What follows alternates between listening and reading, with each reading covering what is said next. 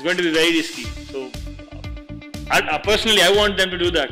I want them to give us like 60, 70 over and score 260s or to chase. But somehow I think they won't. পারলে 260 রানের মধ্যে টার্গেটটা set করো তো। ওকে, ডান, নিয়ে নিলাম তোমার চ্যালেঞ্জ। মুখে না বলেও যে কথা বলা যায় সেটা তো বাংলাদেশ প্রমাণ করেই ছাড়লো। 268 রানের টার্গেট দিয়ে 104 রানের ম্যাচ জিতে নিয়েছে টাইগাররা, আর নজর কেড়েছেন ক্যাপ্টেন শান্ত।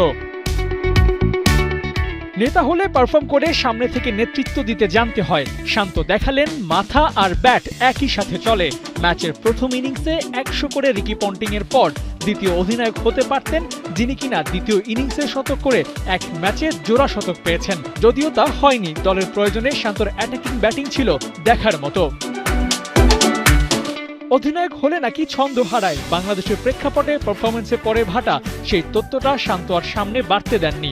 যৌথভাবে তাইজুলের সাথে বাংলাদেশের পক্ষে চতুর্থ সর্বোচ্চ ম্যান অব দ্য ম্যাচ পুরস্কার জিতে নিয়েছেন মিরপুর টেস্টে। রঙিন বলে ওর পারফরমেন্সটাও রাঙানো। অধিনায়ক হয়ে টেস্টে ওর গড়টা ছাড়িয়ে গেছে 40-এর ঘর। এই শান্তকে থামাইকে সাধ্যই বা আছে কার? একটা ম্যাচ আর এতগুলো রেকর্ড, নাজমুল শান্ত যেন সুপার ক্যাপ্টেন। মুশফিকুর রহিমের সাথে যৌথভাবে সর্বোচ্চ টেস্ট ম্যাচ জেতার রেকর্ডে ক্যাপ্টেন শান্তর পদার্পণ।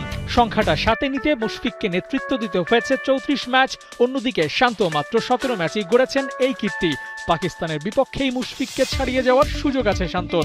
সিলেট টেস্ট জিততে পারলে অধিনায়ক হিসেবে 8ম টেস্ট জিতবেন শান্ত, আর এটাই হবে বাংলাদেশের পক্ষে সর্বোচ্চ সংখ্যার জয়।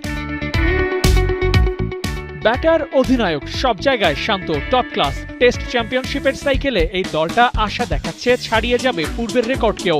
নাহিদ রানারা যেভাবে পারফর্ম করছে তাতে এই দলের প্রতি প্রত্যাশাটা একটু বেশি থাকতেই পারে।